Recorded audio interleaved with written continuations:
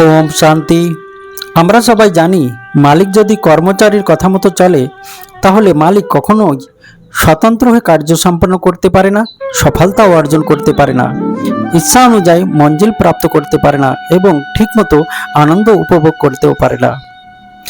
যে কোনো সংস্থাকে সঠিকভাবে পরিচালনা করার জন্য একজন দক্ষ পরিচালকের প্রয়োজন হয়। পরিচালক সঠিক সিদ্ধান্ত নিয়ে যদি কর্মচারীদের নিয়ন্ত্রণ নিজের হাতে রাখেন তবেই সহজে গন্তব্যস্থলে পৌঁছাতে পারেন এবং সফলতাও অর্জন করতে পারেন।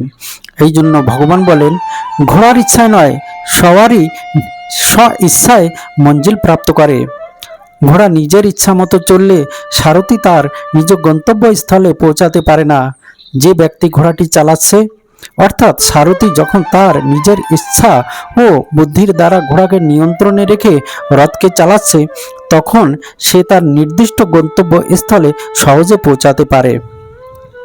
এটা আসলে বহির্জগতের কথা। এখন জানতে হবে গাড়িরূপী মানব দেহের অন্তর্জগতের মনোবৃত্তিকে নিয়ন্ত্রণ করার এক প্রক্রিয়াকে। যেমন আত্মা বা বিবেকরূপী সওয়ারি, মনরূপী সারথি, বুদ্ধিরূপী লাগাম, ইন্দ্রিয়রূপী ঘোড়া। এখানে মনরূপী সারথি যদি বিবেকরূপী সওয়ারির আজ্ঞা পালন না করে, বুদ্ধিরূপী লাগাম দিয়ে ইন্দ্রিয় রূপী ঘোড়াকে নিয়ন্ত্রণ করতে না পারে, তাহলে চালক বা সারথি ঘোড়ার বশীভূত হয়ে যেখানে খুশি সেখানে গিয়ে উপস্থিত হতে পারে, আর তার পরিণাম শুধু দুঃখ, কষ্ট, পতন ছাড়া আর কিছুই নয়।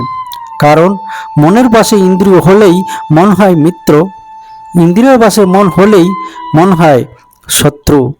অর্থাৎ ইন্দ্রিয়ের বশে মন হলে মন খায় সাজা, মনের বশে ইন্দ্রিয় হলেই মন হয় রাজা। সেই জন্য মন থেকে দূরে করো ইন্দ্রিয় সুখ ভোগ, অবশ্যই লাগবে পরমাত্মার সাথে যোগ।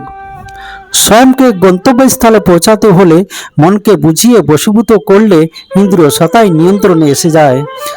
তাই মনরে তুই আর ঘুরিস না ভোগ বিষয়ের জঙ্গল, মঞ্জিল তো প্রভুর সান্নিধ্য, এতেই আমার মঙ্গল। অর্থাৎ আত্মারূপী সওয়ারি, মনরূপী চালকের দ্বারা বুদ্ধিরূপী লাগাম দিয়ে ইন্দ্রিয়রূপী ঘোড়াকে নিয়ন্ত্রণ করতে পারলেই সহজে পরমাত্মার সান্নিধ্যের অনুভূতি করতে পারে আর জীবন আনন্দের সাগরে নিমজ্জিত হয়ে যায়।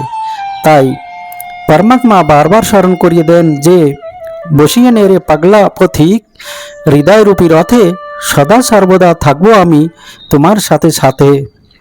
প্রিয় দর্শক ও শ্রোতা ভাই বোনেরা, যদি আমার কথাগুলি যথার্থ মনে হয় তাহলে লাইক করবেন, শেয়ার করবেন, কিন্তু অবশ্যই প্রয়োগ করে দেখবেন। ধন্যবাদ।